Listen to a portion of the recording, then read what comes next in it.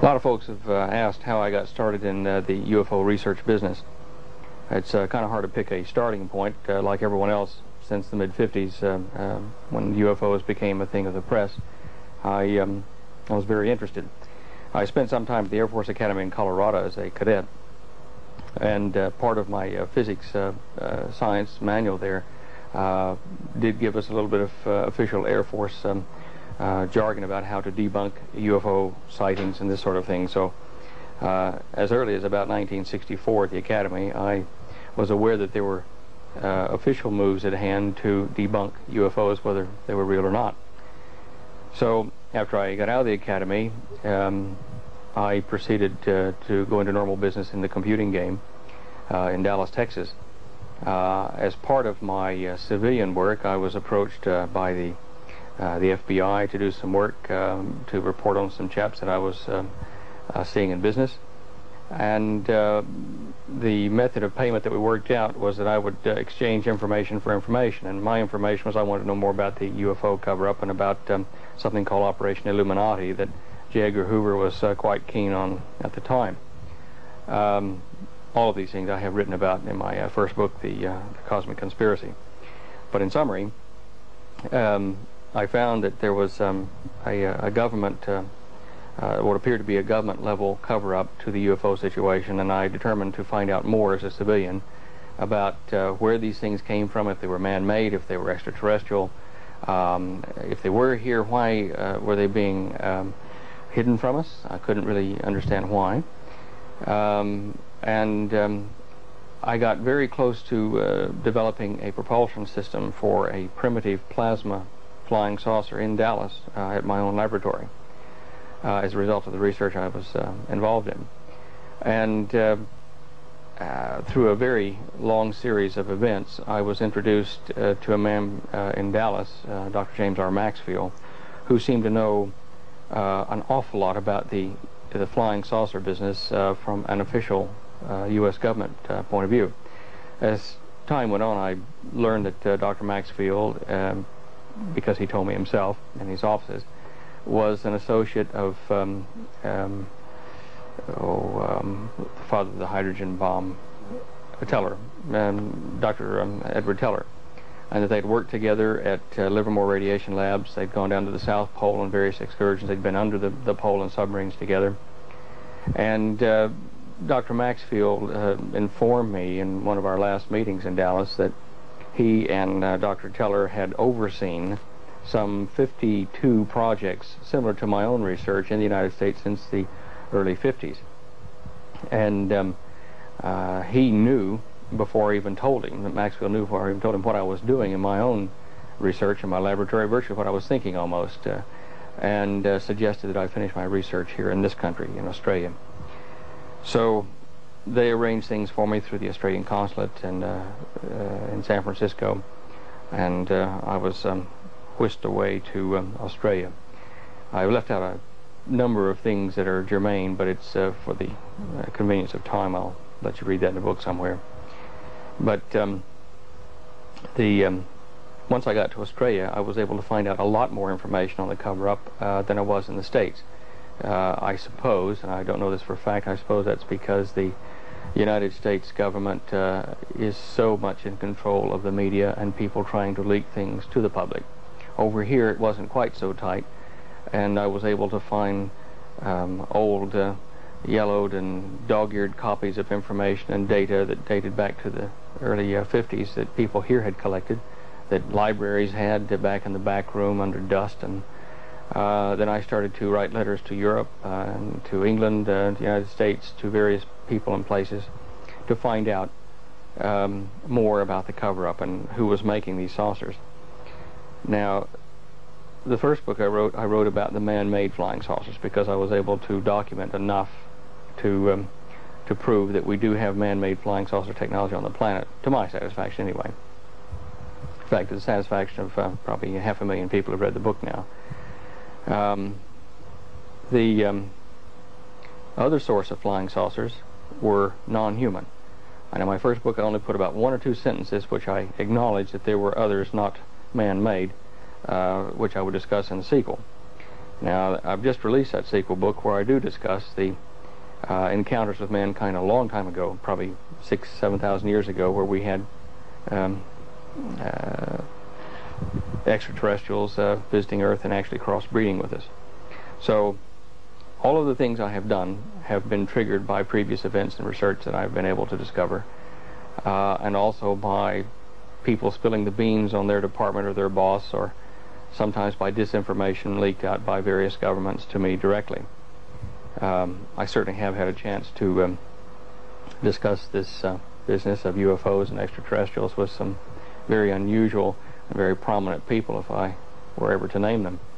And it's mainly, I don't name them for any sinister reason. It's just that they are interested at a government level personally, but are not involved in the cover-up and are just wanting to know what's going on because they get little whispers themselves.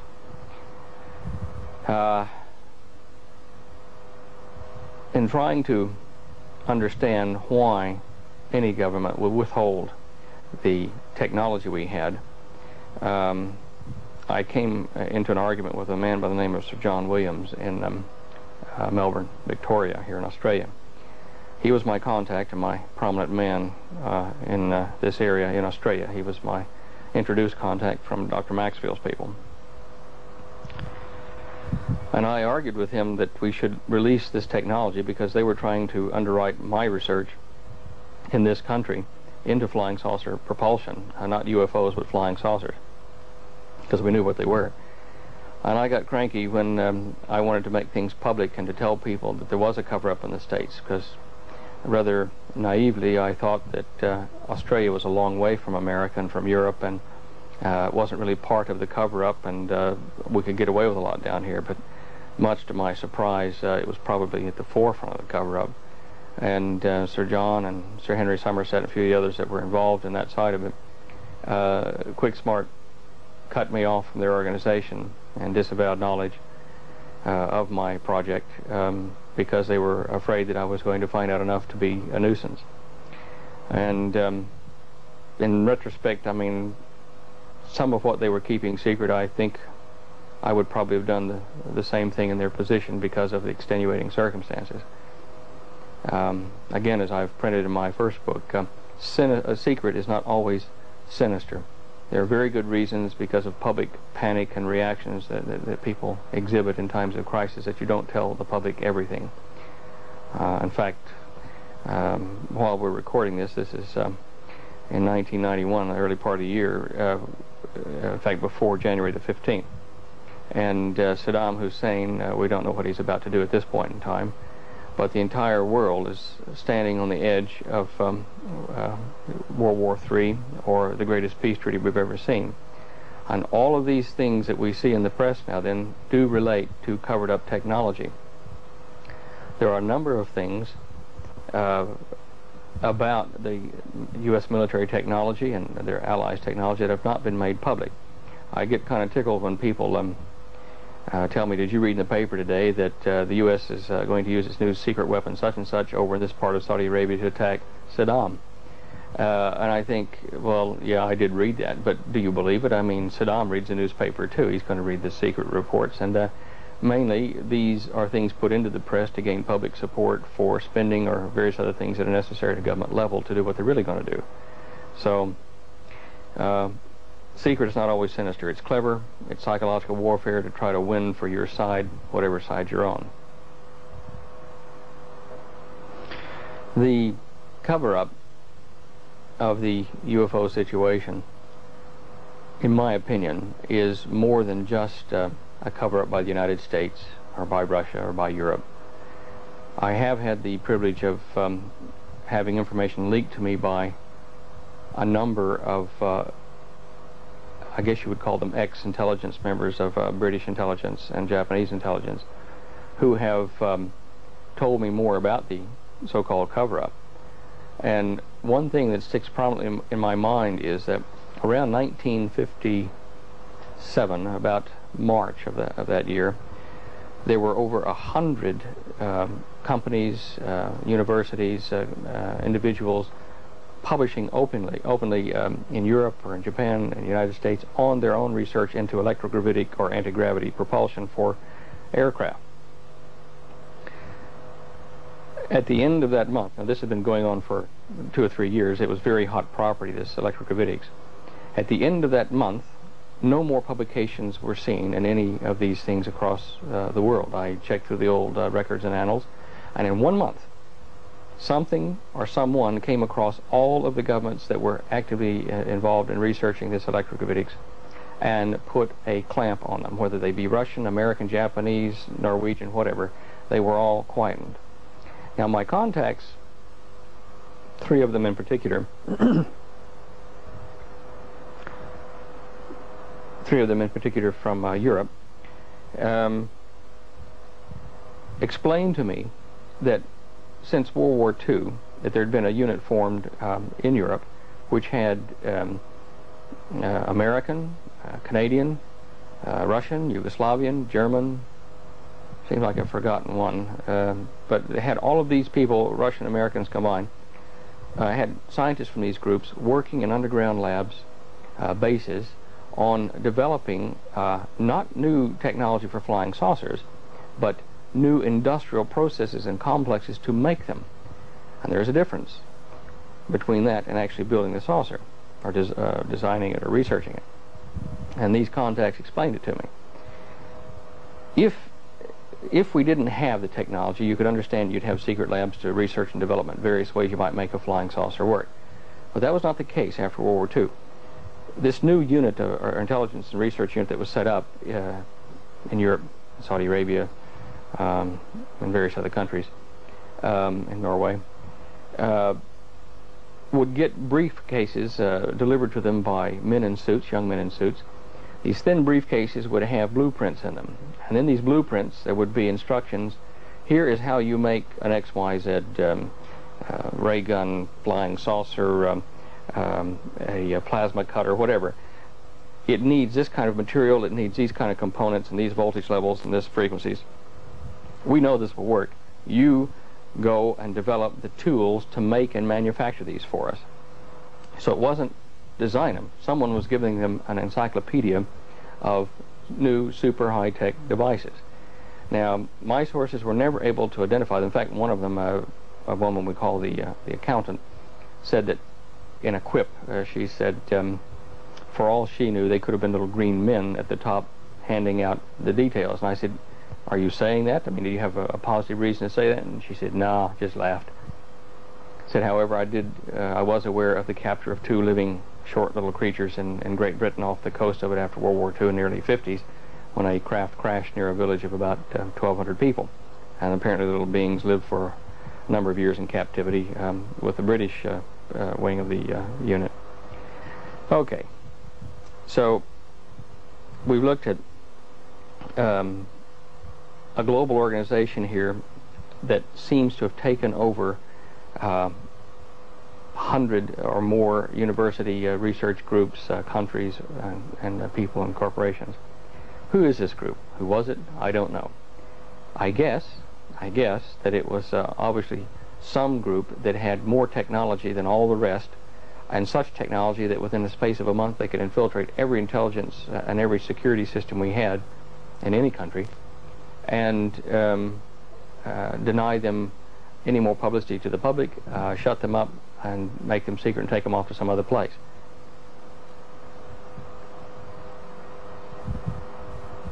I suspect that this organization still does not have control of such things as the Chinese, the Red Chinese bloc. I think there are problems with the Soviet bloc at the moment. So I don't know that a one world order as such, as I've often talked about, is in existence at the moment. It's certainly trying to emerge, and even George Bush, President Bush, has said that he wants to see the establishment of a new world order over this thing with Saddam. And he's used those words. This is not sinister. New world orders, if it were properly administered by a perfect human being or a perfect being of some sort, would be great. But none of us are perfect, and such a world order is doomed to failure.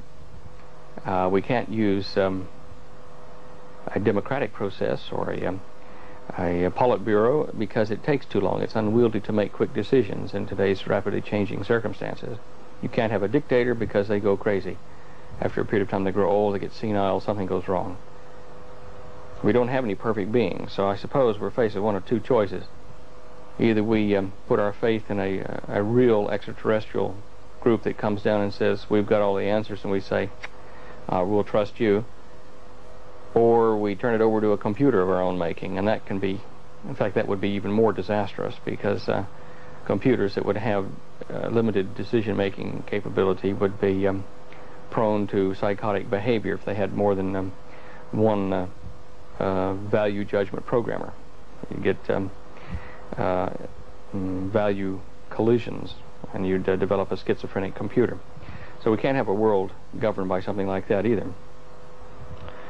I suppose this is one of the reasons that my own research took me way back in time, looking for answers before modern history, looking in the surviving Sanskrit translations in India, looking in the Hebrew writings of Moses, looking in the writings of the Greeks, in particular of Plato and of Solon, and when they got theirs from the priests of Suez in Egypt.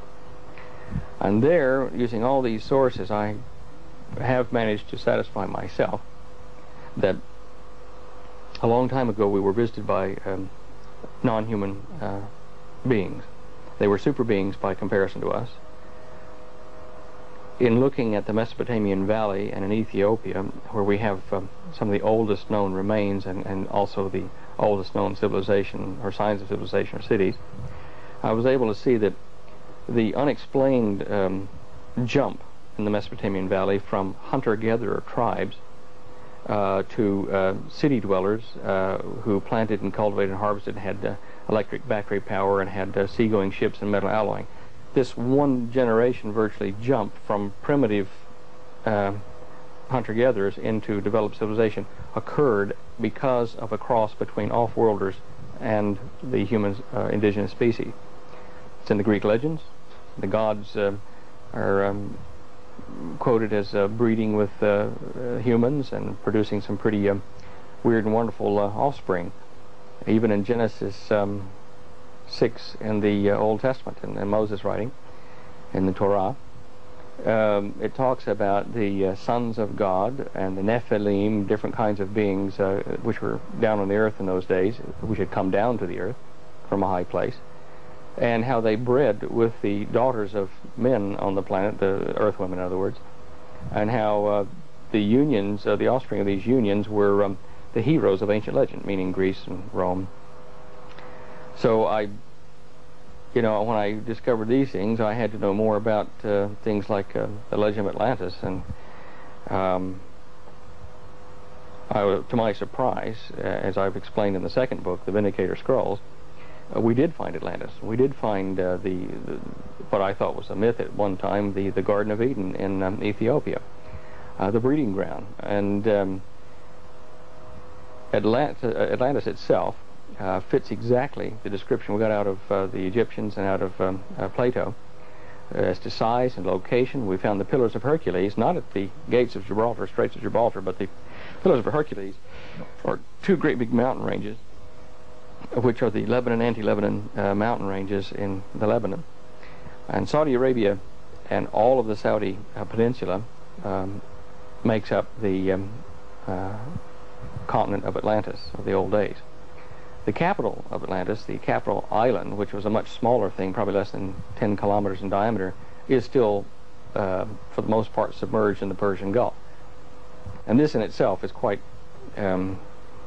ironic, because the legends say that the Atlantean people became so corrupt in their ways and thoughts and evil doing and all this kind of rubbish and warring with themselves and the neighbors that the gods were called to a meeting inside the earth, now I'm quoting Plato here, to decide the fate or the punishment of the Atlanteans. And certainly what happened was that there was a great shift in the Saudi plate, the tectonic plate, and it dipped into the Indian Ocean, or sorry, into the Persian Gulf side, started moving toward the Persian plate, and a large portion of it was underwater for so long that Egypt used to refer to the Mesopotamian Valley as the flood. My associates and I have found that references in the Torah to Noah and where he built his boat and how he built it out of what kind of materials led us to believe that Noah himself was a member of the Atlantean culture, and not just this spindly white-haired old guy out in the bush somewhere. He was quite a wealthy man, and he built quite a big boat. Friends of mine have gone over to Turkey and have analyzed what appears to be the fossilized ark on Mount Ararat, and have brought back samples of the pitch and various oxidized metal parts and hinges, which are right-angle hinges, and we found that one of the hinges had 93% iron, and some of that had not all that had oxidized, and 7% titanium. And we've just discovered titanium as a space-age metal in this generation. So 6,000 or 7,000 years ago, Noah and his culture had titanium-hardened steel. Found that passingly interesting. Now, going back to the New Testament, which is not a Hebrew writing but written by Hebrews in Greek, in there it is told that great destruction is going to come upon the earth in the last days of this age, which I think we're in. And it says, during this time, it will be much like it was during the days of Noah just before the great flood, in that there would be a lot of chaos in the earth, a lot of people doing the wrong thing, and that there would be, we think it implies, in fact it says specifically in the Revelation, that there will be beings cast down to the earth from a high place as a result of a battle out there, not here. And it warns the people of earth to look out, because these beings are not going to be happy with us, I guess because we're going to be something like fodder to them. So that's in Revelation 12, I'm quoting from there. All these things fit into a very complex picture of the UFO situation, of the global so-called conspiracy, or the attempt to set up a global new world order by mankind, and the cover-up of the man-made UFO research programs, the squelching of it by some other unknown group.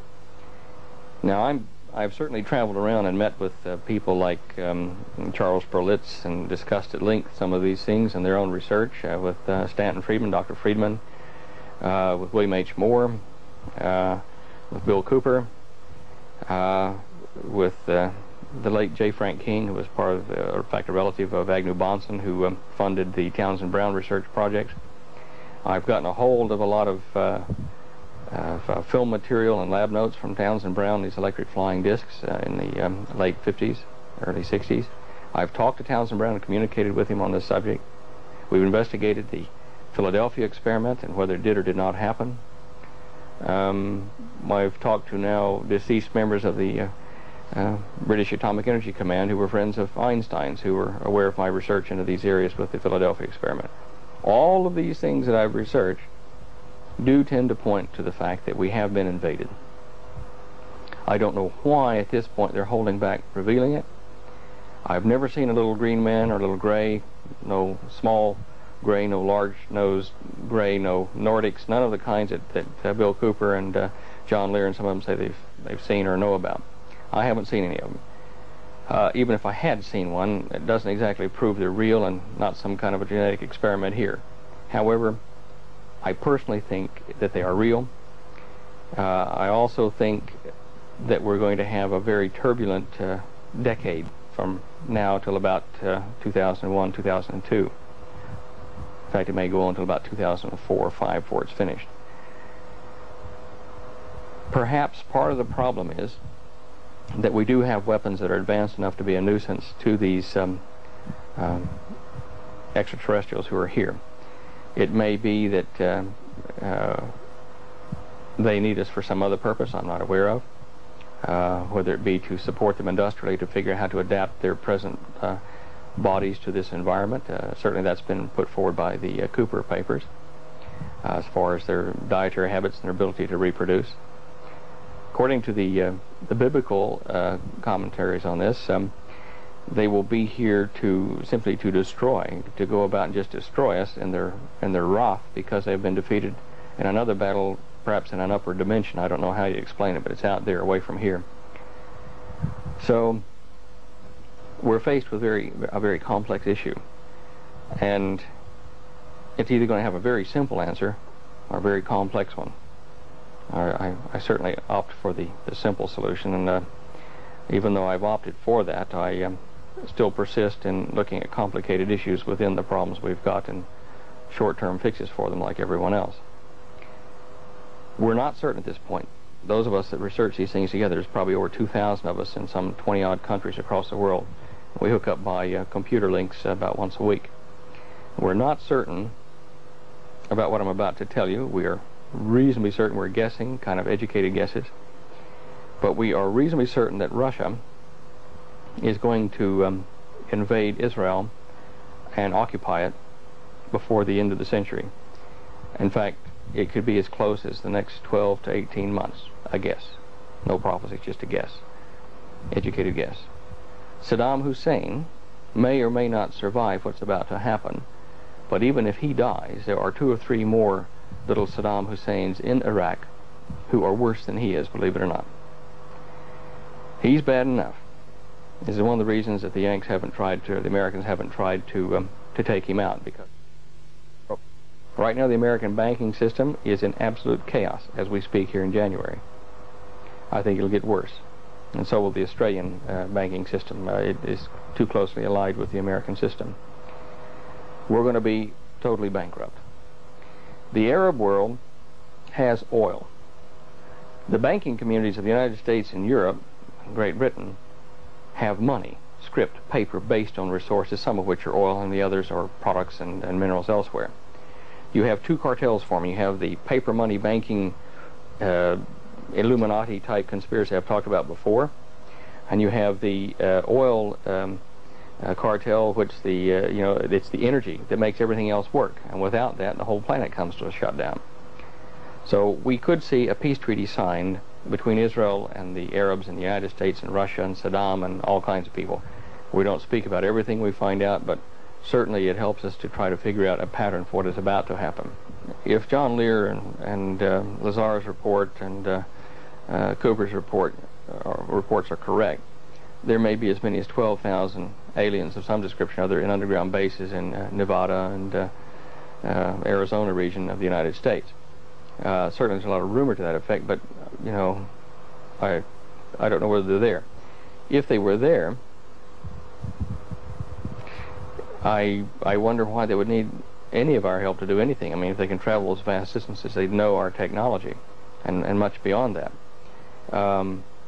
There is something in the book of Daniel, an old prophet, which does say that the great like the replacement for Hitler, the Antichrist, if you wish, of this age, the great military leader of the Middle East, who will go taking one nation after another and list them in order. But it says this guy will plunder nations, and they name the nations, and will give this plunder, I think as I read it, to alien gods, or gods his father did not know, or his fathers did not know. In other words, like we used to talk about superhumans as gods, they were mentioning it. So it's only a brief and a not too distinct mention at that point about these aliens and whether they are going to be helping Saddam. Certainly, if there are aliens on the planet in that respect, the first lot, if I understand it correctly, the first lot would be, quote, the bad guys, and they would assist Saddam because they would be against Israel. Even from as far back as 1500 BC, before Babylon even, in India, they were talking about the battle in the sky between the gods of darkness and the gods of light. So we know that there is a battle going on out there. It's not the first space person you see or the first 2 or the first 3 culture, whatever, are good guys or bad guys. You've got to be able to determine which is which, to discriminate. And that's what we've spent a lot of time trying to do, is to figure out how to discriminate the good guys from the bad guys. Obviously, we think we're getting fairly close, but we're just a private group of people, and we could be wrong. I don't know exactly how it's going to happen, but I refer back to Revelation 12. Before I mentioned something else about some, I guess I would call it New Age channeling messages I've read from some crowd over in America. In Revelation 12, it talks about a third part of the stars of heaven being caught. These are beings, that's the number, but it's a third part of the stars of heaven, that's a lot, you can see, were grabbed together by the dragon and cast down to earth. And that's where they're going to make war, like consume mankind. Mankind that's living on the planet at that time. Apparently a portion of mankind will be living off the planet, a large portion in one respect. Would this be anything to do with the asteroid that's coming closer to the planet? Certainly will be a major factor.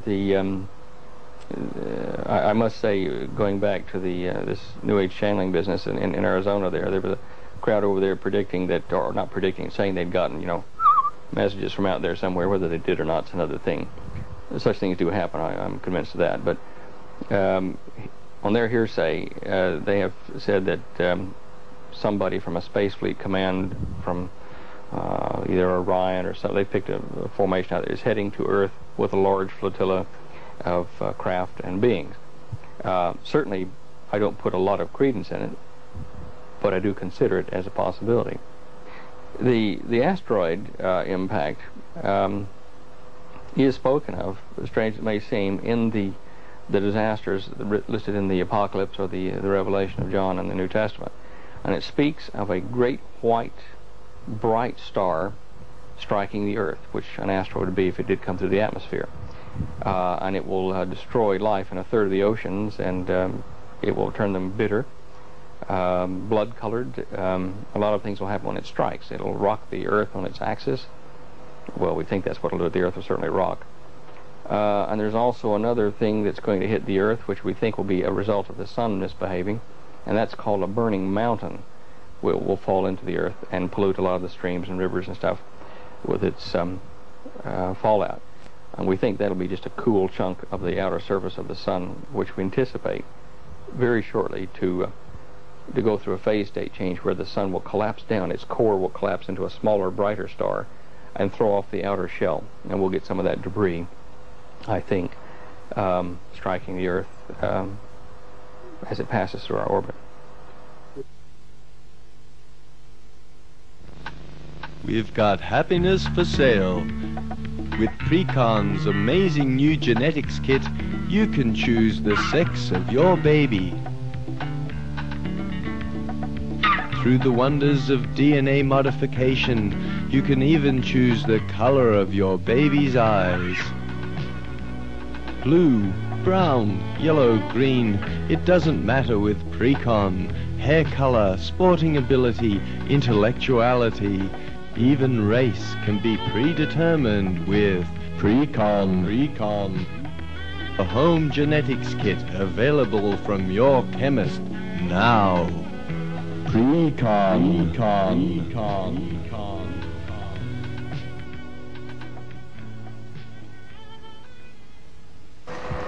Now you've asked how would the UFOs or flying saucers propel themselves?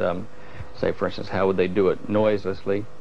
How would they do it without leaving a vapor trail or a wake or anything like this?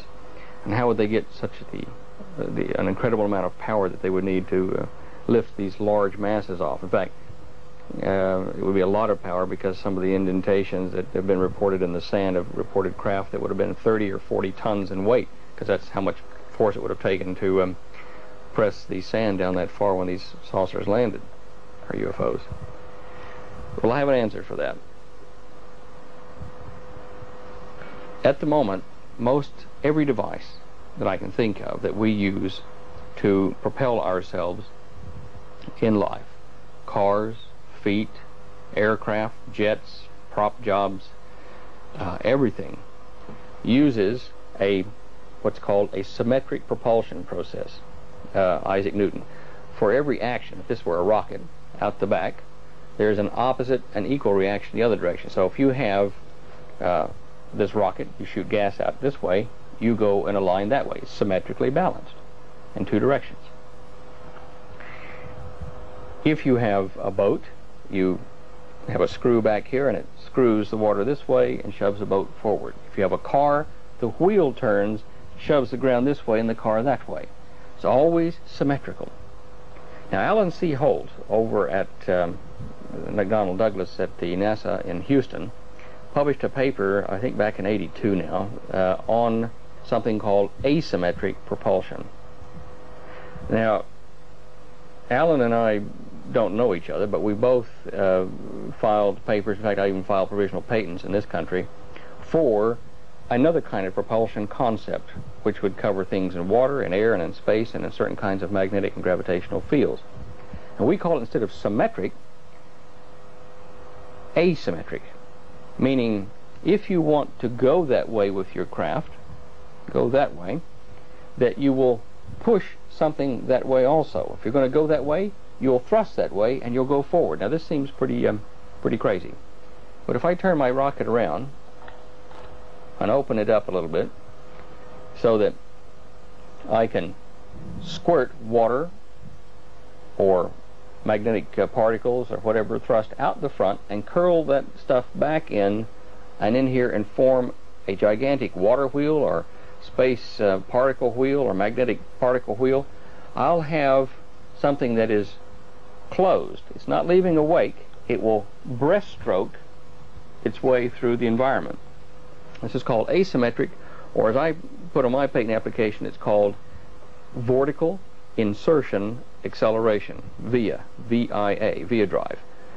Now, this was the first model I built in the water, and when I used this, or a variation of this, it left no wake behind the boat.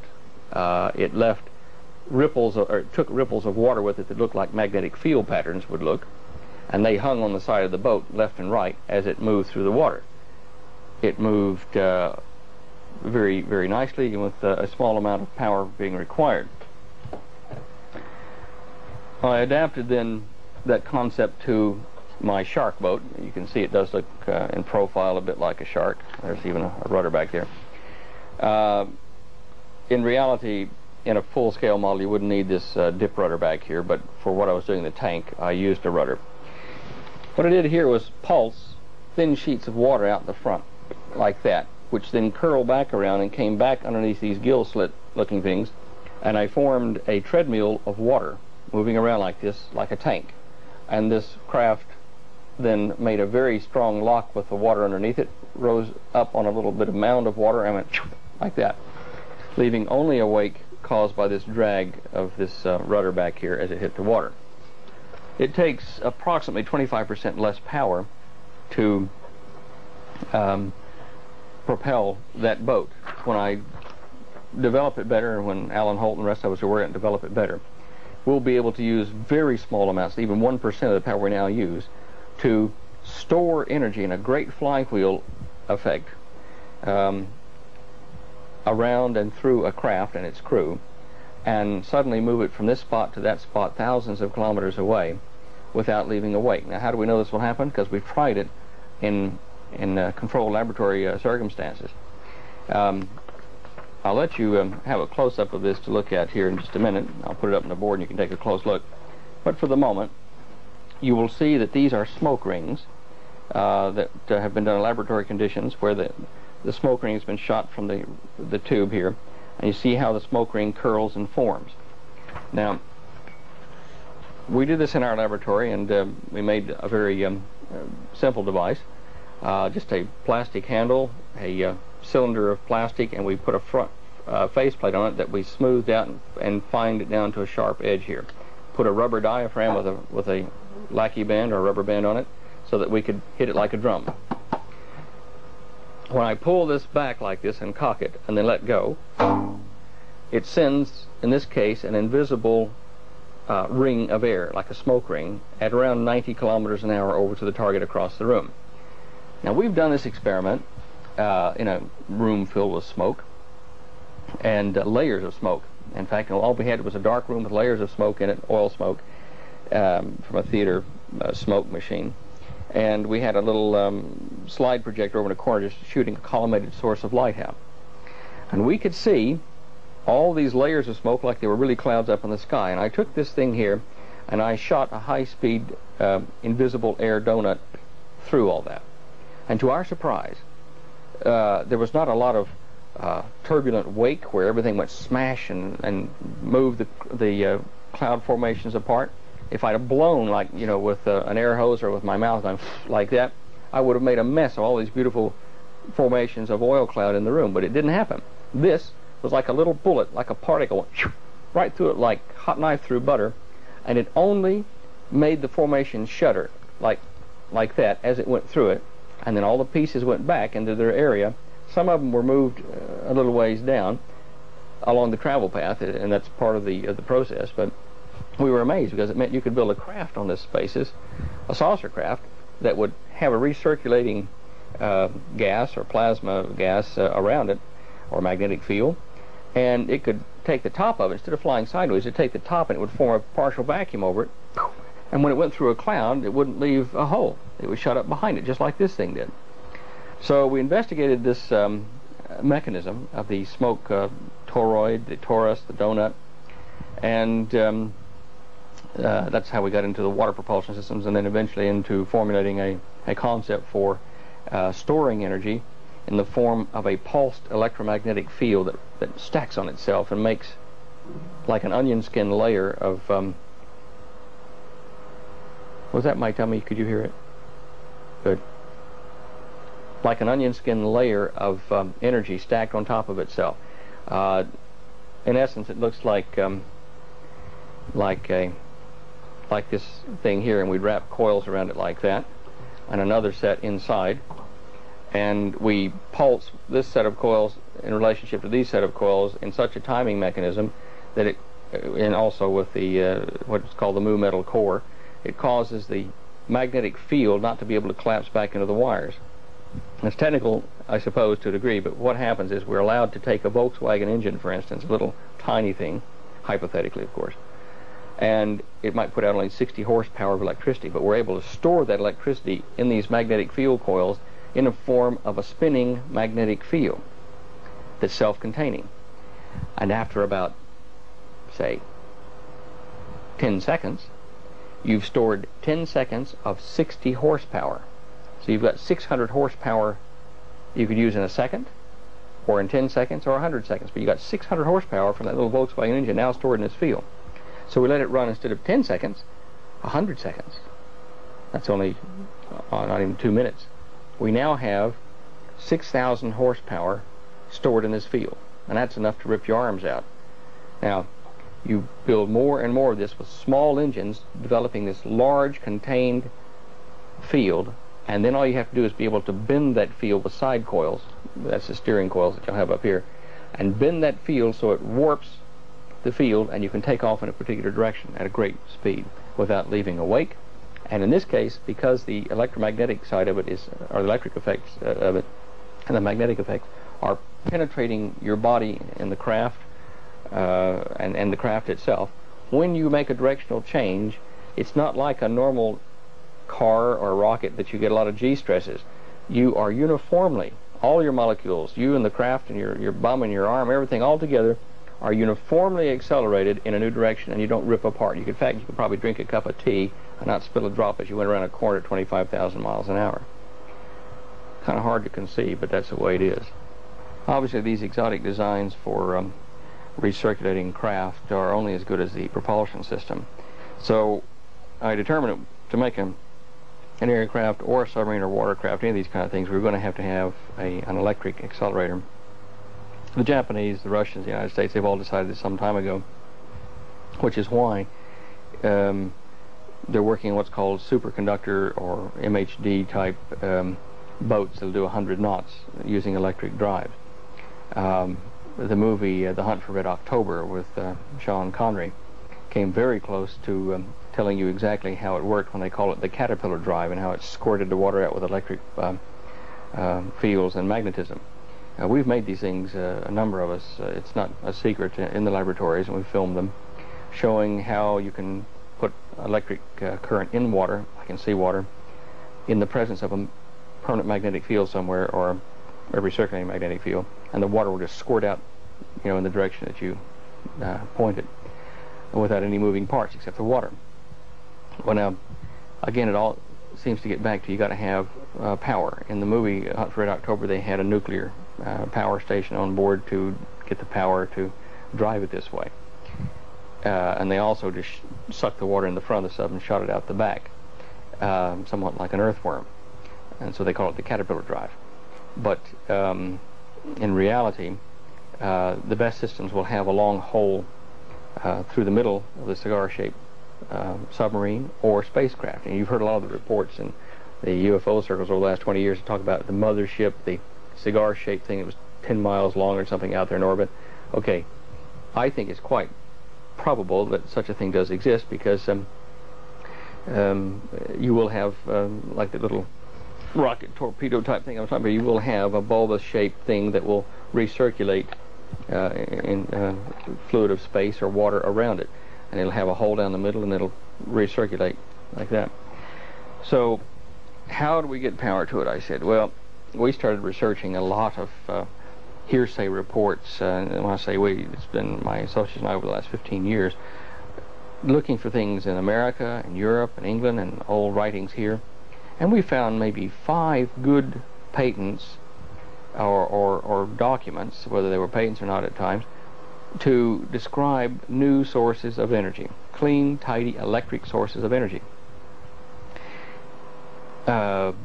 One guy was a prisoner, I think, in the Arizona State Prison years ago, toward the turn of the century, and as a prisoner there, he fiddled and tinkered a thing together that made electricity for the prison. And then he marched off to Washington. They let him have a 30-day leave of absence from the prison to go and patent the darn thing. So there was one fellow. His patent seems to have not survived. He was granted the patent, but no one seems to be able to find him. Dr. T. Henry Murray, who had his own companies, his own businesses and other things.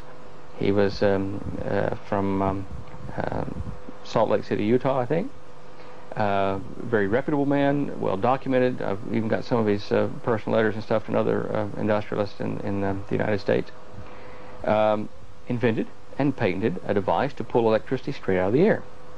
When I say electricity, it's like 10,000 watts of it in a little thing about the size of your household air conditioner. And he'd put up about an 80-foot antenna, not straight up, but sideways. And he'd lift it up on 2 support rods that would be about 40, 50 feet off the ground. And he'd spread them 80 feet apart and put this antenna up there and run it down these little magic boxes.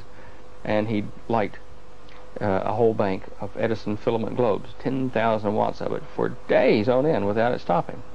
And he'd do it anywhere that you wanted to go. He'd say, look, here's my equipment, put it in a car. You take me to the spot as long as I've got a riverbed nearby that I can drive my copper ground stake into. And he would go and prove it time and time again. So we went after his patents. And my father, who was a solicitor in the States, I had him go for the thing in Washington. And they got there and they said, look, sir, the patent folder does exist. A patent was granted, in fact, several. But we apologize profusely. They don't seem to be in the folder, and we don't have any idea where they are. Now, here was a man, Moray, that died only probably 10 years ago, who had discovered a way of extracting energy in a most unusual way from something all around us. He said we live in a sea of energy. So out of all the different kinds of guys that we read about, there was Moray, there's another guy, I want to say Palacini or Perotti, something like an Italian name, in the States, and the guy in Arizona prison. These 3 guys all seem to have a similar source of energy, and their devices had similarities in how they pulled it out, but none of them seemed to understand exactly where the energy was coming from, even though the things worked beautifully. One chap, with the Italian-sounding name, he built his device. It wasn't any bigger than a couple of little bread boxes, and his antenna was only about that big around and about that long. It was just some wires stretched across 2 plastic hoops like embroider hoops, and his would pull energy right out of the air where you were in his room or his workshop, and that showed him lighting up lights.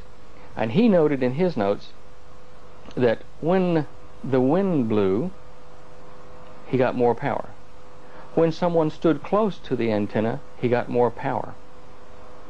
When there was no wind blowing, the power would drop down after a while. It was a clue, a series of clues. We went to Dr. Moray's notes and to his son's biography on his dad, and we have managed to figure out where the energy was coming from. And it's something most of us have seen in high school biology or physics. Take a drop of water and put it under a microscope and put a small drop of iodine in it and look under the microscope, and you will see the little iodine molecules bouncing around. And they call that Brownian motion, because all the little molecules of water are bouncing against the little molecules of iodine and doing it rather rapidly. But all this motion and movement is energy. Now, most people, when you say something is hot or has heat energy, they say, right, that means it's putting off infrared radiation. But that's only one kind of heat. The other kind of heat is in the translation of position, rotational spin, bouncing, not emitting a wavelength, but emitting energy in a form of collision. Which is why when you take, for those of you who have dry ice, you know, this carbon dioxide, a chunk of dry ice, you take a coin and you lay that coin on it, onto the dry ice, the coin will start to vibrate and sing and bounce until it freezes. It's because the molecules of that coin are bouncing so rapidly and are now being cooled so rapidly that it's uneven, and the thing starts to be kicked sideways by the uneven distribution of vibrations in it. Now that is the source of Moray's energy. It's the source of the Italian guy's energy. It's the source of the Arizona prisoner's energy. It is in all things that are not at absolute zero, which is virtually the entire universe. Now the trick is, it's somewhat like finding Maxwell's demon, which those of you who study physics would be aware of. Finding a way to grab vibrating molecules around you, grab that energy into a circuit in a short space of time before it has time to balance, and steal the energy out and shut the door. Now there is a way to do that, and at this point our team is extremely close to proving this point. So we determined by the time I'd written the Vindicator Scrolls that we could have this charged field, high voltage DC field, that we could mechanically compress and generate voltage from it. What we didn't know was where the energy came from to compress that. Was it super fast particles that came through the ionosphere from the sun or from space and collided periodically with this envelope we would set up? Dr. Moray's papers seem to suggest that the energy he grabbed was not electromagnetic in origin. It was more like a pressure wave, a hydrodynamic wave, a fluid wave, something like the seashore. It came in irregular frequencies and phases. So it was regular enough for him to go anywhere he wanted and light these 10,000 watts of filament globes. So we knew that it couldn't be the periodic strike of a high-speed, high-energy particle that did it. So we fiddled around, did a number of tests that didn't work, and finally realized that it had to be the mechanical pressure of all the atoms around anything, whether it be a copper wire or just a charged airspace. All these atoms are moving and bouncing around. And if we could go down and slice time, in other words, just take a very quick look at what's happening down there, at a certain point in time there would be more atoms hitting our antenna going that way than there were going this way. And if we could just stop everything except for that, the energy of all these little molecules would be enough to move the wire, you know, several feet from the impact. So we said, well, what frequency do we need to get down to trapping these bombardments? Of course, that's the secret of where we're at the moment. You choose a frequency range, not a particular frequency, because as you take energy out of anything that has heat, you lower its average energy density, you lower the speed of the particles, you lower the frequency at which you can take energy out.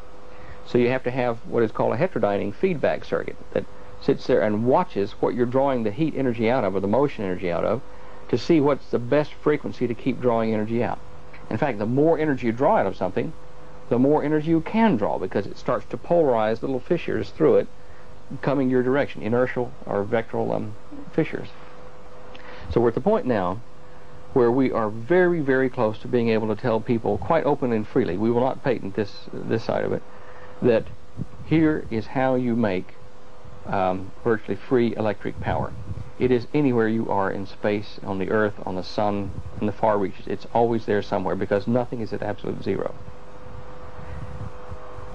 It would mean that you could build a device like this, and hopefully simply enough with components that aren't too exotic, put it on your house, or in your house for that matter, on the wall, and you could, in the summertime, for those of you who live in hot environments, you could have the heat sucked out of the air electrically, this process we're talking about, and turned into extra electricity to do your cooking and to heat your bath water and run fans if you want in other rooms for some other reason, I don't know, and get a free house cooling at the same time.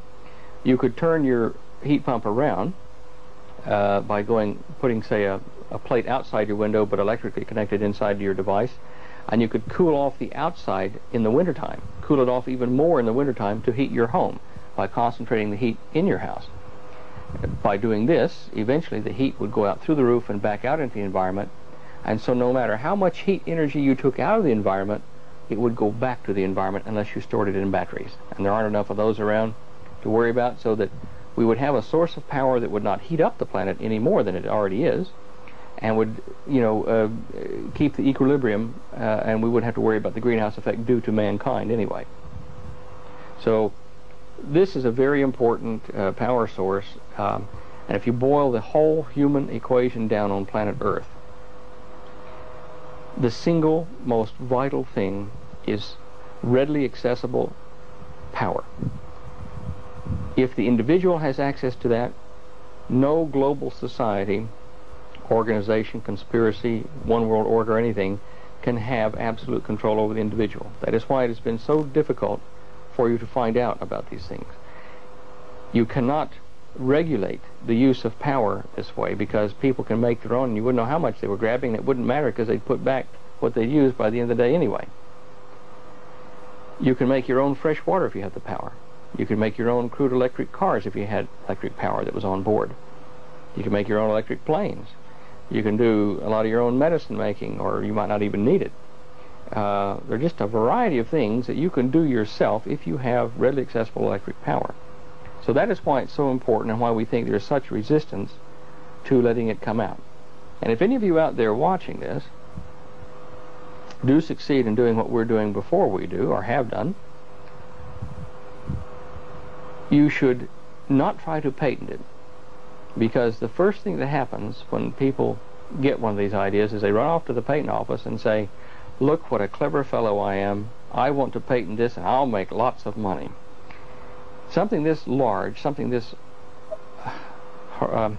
horrific is the word I'm trying to say, I suppose, but this life-threatening to the entire planet, the control of it, cannot be patented. You cannot have enough power or money to protect yourself. You must give it to everyone. After all, the energy is free around you anyway. It's just a matter of how to get it out. You can make things with the energy that you can sell. You don't worry about the energy or the converter device itself. Give it away.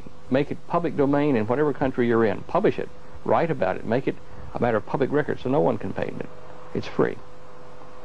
But if you fall prey to the temptation to patent, as the original fellows that we talked about in this discussion, then you're going to run the risk of being bought off or dying early. It's not worth it. So do the right thing. Share. Give to the people around you first, and you will receive what you need from the whole community. Don't try to remove yourself by being infinitely wealthy and disappearing to an island. Make the community a place you'd like to live anyway, and you don't have to run off to an island.